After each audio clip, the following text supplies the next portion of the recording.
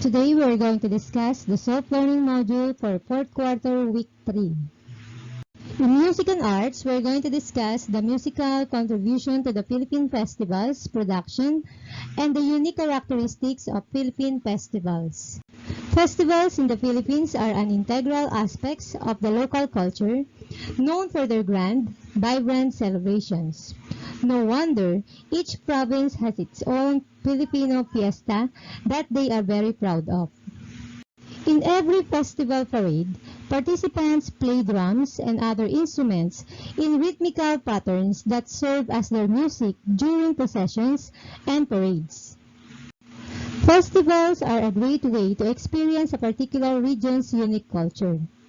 What readily catches your attention when you watch or attend a celebration of a festival are the costumes, colors, the sounds, forms, and arrangement of decorations. Through festivals, we express our thanksgiving and celebration of blessings from God. Other festivals are geared towards cultural preservation and tourism. Ati-Atihan Festival is celebrated every third Sunday of January in Kalibo, Aklan. Participants imitate the color of the itas and wear headpieces. Ati-Atihan means make-believe atis that consist of a tribal dance parade with drum music. People cheer and shout halabira and Viva Santo Niño to encourage enthusiasm and continuous dancing for the duration of the festivals. Kadayawan Festival is a Thanksgiving celebration for good harvest and serenity of living. It is celebrated every third week of August in Davao. Participants wear colorful tribal costumes and accessories. Kadayawan Festival used to be called Apo Duwaling to promote Davao's famous icons, Mount Apo, which is the highest peak of the country, Durian, the king of fruits, and Waling-Waling, the queen of orchids. Moriones Festival is a colorful folk religious festival during Holy Week in Marinduque. Morions wear their costumes, scare children away, and court the ladies by singing and dancing for them. Participants wear costumes that look like Roman soldiers of the biblical times. It pays tribute to Saint Longinus, a commander of the centurion of the Roman army, who was blind in one eye. Sinulog Festival is celebrated every third Sunday of January in Cebu City. Different groups of dancers, dressed in colorful attire, are accompanied by rhythmic music of the following: drums, percussions, trumpets, and native gongs. Sinulog is a religious festival held to honor the Santo Niño, which means graceful dance. It commemorates the acceptance of the Filipino people of Christianity with grand street parade, and participants wear brightly colored costumes. The petitioner often yell out, Pete Senor. Ibalong Festival is celebrated on the 25th of October through 31st of the same month in Legazpi City to commemorate the three heroes, namely Baltog, Handyong, and Bantong. Ibalong Festival aims to express friendliness, enthusiasm, and goodwill. The people parade in the streets wearing masks and costumes like heroes and villains of the epic. Sublian Festival, a 2-week-long celebration which happens every year on the 23rd of July in Batangas City. It is performed with chanting and accompanied by drums. Subli comes from the word subsub, or bending your body forward or downward, and bali, which means broken. Male dancers are in trunk forward bend position. Mascara Festival, celebrated every third weekend of October in Bacolod City, the City of Smiles. came from the combination of the English word mass, means large number of people crowded together, and the Spanish word cara, which means face. It features a street dance competition wherein participants wear bright costumes with colorful and cheerful masks that represents the message of happiness. Music is important in a festival because music gives life to every performance. A live performance is visually appealing to the audience while music pleases the auditory senses. Festivals are expressive ways to celebrate glorious heritage, culture, and traditions. It also enhances local image and identity. It is an important factor in improving perceptions of places and people. Tinulabong dance skills development in physical education. Tinulabong is a favorite dance of the mountain people of the barrios of Panitan and Loctugan, Capiz. This is another Philippine dance named after a bird. The bird called Tulabong in Capiz, Visayan Islands is a species of heron with a long neck, long legs, a long tapering bill, a large wing, and soft white feather.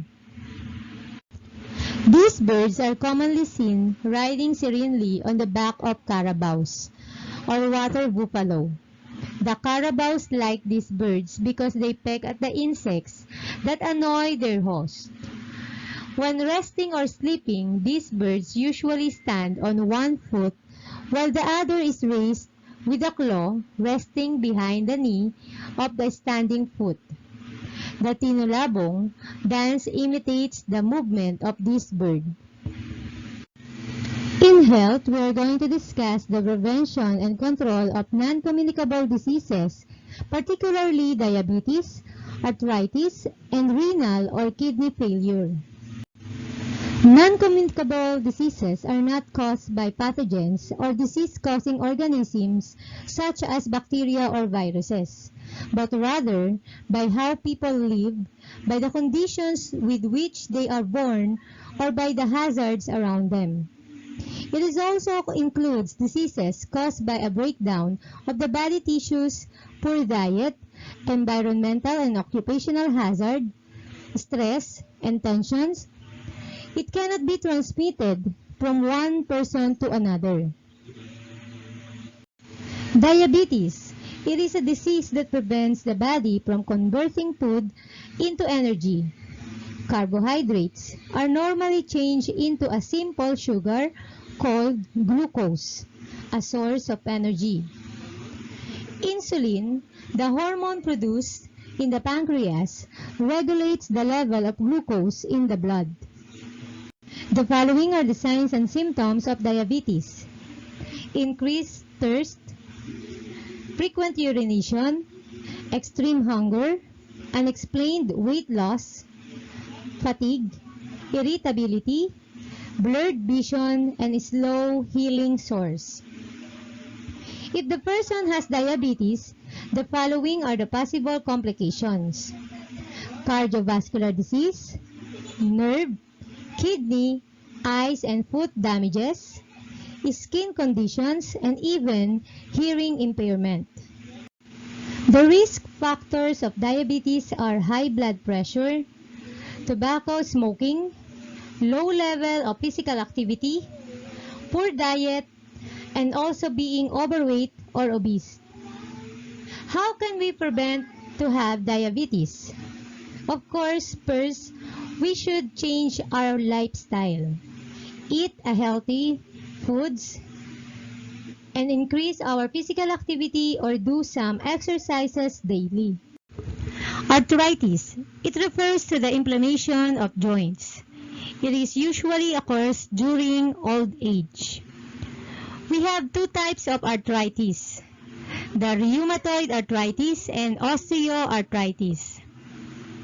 Rheumatoid arthritis causes pain and swelling in many joints throughout the body.